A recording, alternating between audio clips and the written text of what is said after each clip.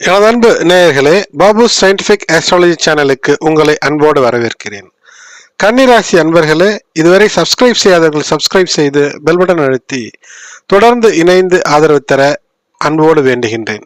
உங்களுடைய ராசி கன்னி அல்லது லக்னம் எதுவாக இருந்தாலும் கூட இந்த பதிவு சற்று கவனத்தோடு நீங்கள் கேட்க வேண்டிய ஒன்று. இந்த காலகட்டம் 19 ஜூன் 2024 முதல் 8 ஜூலை 2024 வரை பரணி நட்சத்திரத்திலே செவ்வாய், ஆட்சி பெற்ற செவ்வாயினுடைய பயணம் இருக்கும். இந்த சற்றேறக்குறைய 20 நாட்களிலே யம காமத்தில் ஆற்றல் நாயகன் ஆட்சி என்று தலைப்பு தந்திருக்கின்றேன். யம காமம் என்று ஏன் சொல்கிறேன் என்றால், யமன் ஆட்சி செய்யக்கூடிய நட்சத்திரம் தான் இந்த பரணி நட்சத்திரம். பரணி நட்சத்திரம் பிறப்பு இறப்பு என்ற இந்த 2 நிலைகளிலுமே வேலை செய்யும். அந்த 2 நிலைகளில் மட்டும் வேலை செய்வதோடு மட்டுமல்லாமல், ஏதேனும் சில விஷயங்களை, அதாவது தேவையில்லாத விஷயங்களை உங்களுக்குள் இருந்து நீக்கிக் கொள்ள வேண்டும் என்றால் இப்போது முயற்சி செய்யும் போது தீவிரமான முயற்சியில இதை நீக்கிவிடலாம். அது மட்டுமல்ல, உங்களுக்கு செவ்வாய் அஷ்டமாதிபதி. அந்த அஷ்டமாதிபதி அஷ்டம நிலையிலேயே ஆட்சி பெற்றிருக்கிறான். அஷ்டமாதிபதி அஷ்டம நிலையில் ஆட்சி என்பதோடு மட்டுமல்லாமல், பிராத்ருகாரகன் 3ஆம் இடத்து முயற்சிக்கான ஒரு அமைப்பை தரக்கூடியவன். அவன் ஆட்சி பெற்று பரணி நட்சத்திரத்திலிருந்து உங்களுடைய 3ஆம் நிலையை பார்க்கக்கூடிய இந்த அமைப்பு. இந்த பரணி நட்சத்திரத்தை பொறுத்தவரை ஆற்றலை உள்வாங்கி அற்புதத்தை வெளியிட்டுவிடும். ஒரு பெண்மைத்தன்மை, ஒரு பெண்மைக்கு தான் ஆற்றலை உள்வகித்து ஒரு குழந்தையை ஜனனிக்க, பிரசவிக்க ஆற்றலை இந்த இயற்கை தந்திருக்கிறது, பிரபஞ்சம் தந்திருக்கிறது. அதனால்தான் தைத்திரிய பிராமணாவில் கூட சொல்லப்பட்டிருக்கும், யமஷ்ய அபபரணி அபகர்ஷந்தா பிரஸ்தாத் அபவஹந்தோ வஸ்தாத். அப்படி என்றால் ஆங்கிலத்தில் சொல்ல வேண்டும் என்றால், the restraint of the discipliner needs to drag down to repel. டிசிப்ளினர், யமன் ஒழுக்கத்தில் கொஞ்சம் மாறுபட்டாலும் கூட அதற்கான மாற்று வழியை ஏற்படுத்தி விடக்கூடியவன். ஆகையினால் அப்படிப்பட்ட ஒழுக்கத்தில் பிறப்பு இறப்பு என்ற 2 நிலைகளையும் கட்டுப்படுத்தக்கூடிய இந்த நட்சத்திரத்தில் இது தரக்கூடிய ரெஸ்ட்ரெயின்ட், இதை இப்படி கூட சொல்லலாம்.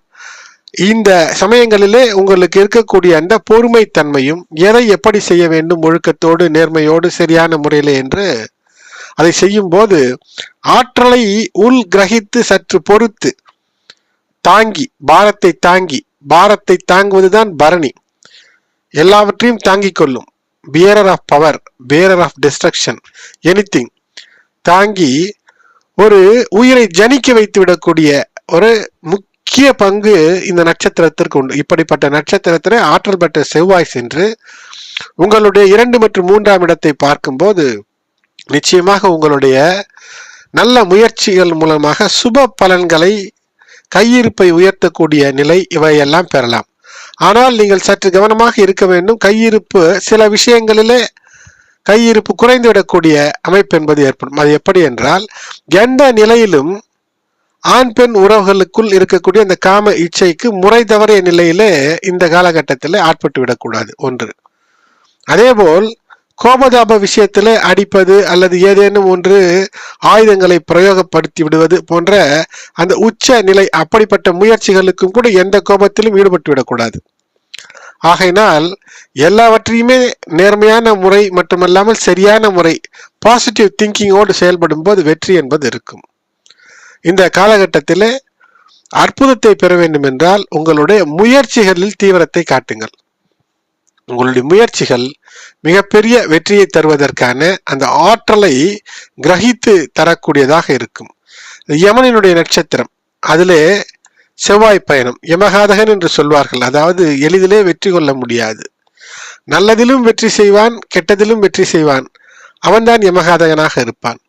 ஆகையினால் அதிலே உங்களுக்கு வெற்றி பெறுவதற்கான முயற்சி எப்படி இருக்க வேண்டுமோ அந்த முயற்சி எடுக்கும் போது வெற்றி என்பது இருக்கும்.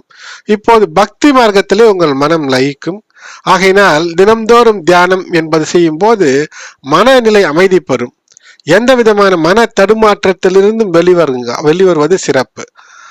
உங்களோடு உங்களுடைய மாமனார் மாமியார் இருக்கிறார்கள் என்றால் அவர்களோடு எந்த சிக்கலும் முரண்பாடும் இல்லாமல் அவர்களுடைய நல் ஆசீர்வாதங்களோடு இந்த காலகட்டத்தை, இந்த நாட்களை நகர்த்தக்கூடிய முயற்சியில நீங்கள் இருக்கும்போது வெற்றி மேலும் அதிகமாகும். சில மாற்றங்கள் ஏற்றத்தை நோக்கி வரும். அதை அலசி ஆராய்ந்து ஏற்றுக்கொள்ளுங்கள். நீங்கள் முயற்சி செய்தால் மிகப்பெரிய மாற்றங்களை கூட ஏற்படுத்தி விடலாம். முக்கியமாக இந்த நேரத்தில் நிலம் சார்ந்த விஷயங்களிலே ஏதேனும் பிரச்சனை இருந்தால் அல்லது அதில் புதிய பிரச்சனைக்கு போகாமல் இருப்பது சிறப்பை ஏற்படுத்தும். அதேபோல் பூர்வீக சொத்து ஏதேனும் உங்களுக்கு வர வேண்டியது இருக்கிறது என்று நீங்கள் நீண்ட நெடுநாட்களாக யோசித்துக் கொண்டிருக்கிறீர்கள் என்றால் இந்த காலகட்டத்திலே சற்று பொறுமை காப்பது மிகப்பெரிய வெற்றியை வருங்காலத்திலே தந்துவிடும்.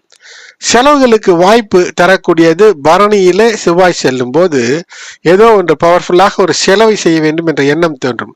அதை சுப செலவாக மாற்றுங்கள். வீடு வாங்குவதோ நிலம் வாங்குவதோ என்பதை நல்ல ஆராய்ச்சி செய்து உங்களுக்கு இயன்றால் வாங்குங்கள். ஆனால் புது வீடு குடிபோவது என்று இருந்தால் இந்த 20 நாட்களிலே போகாமல் ஆகஸ்ட் 17க்கு பின்பு ஒரு நல்ல முகூர்த்தம் பார்த்து செல்வது உங்களுக்கு சிறப்பை தரும். தவிர்க்க வேண்டியது வாக்குவாதங்கள். எந்த நிலையிலும் வாக்குவாதங்களை தவிர்ப்பது என்பது உங்களுடைய கணவன் மனைவி உறவாக இருந்தாலும், ஒரு காதல் உறவாக இருந்தாலும், ஒரு நட்பாக இருந்தாலும், பணியிடத்திலே இருக்கக்கூடிய சாதாரண சகஜ வேலை சார்ந்த உறவாக இருந்தாலும் அது நிலைத்து இருக்கக்கூடிய ஒரு பண்பை ஏற்படுத்தும். ஆகையினாலே இவற்றில் கவனமாக இருங்கள்.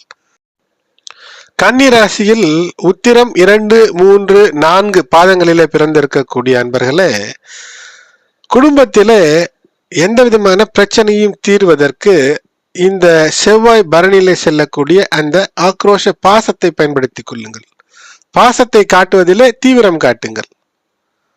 வாழ்க்கை துணையோடு இருக்கக்கூடிய முரண் ஏதேனும் இருந்தால் அதை சீர் செய்ய பார்த்தால் அது சரியாகும்.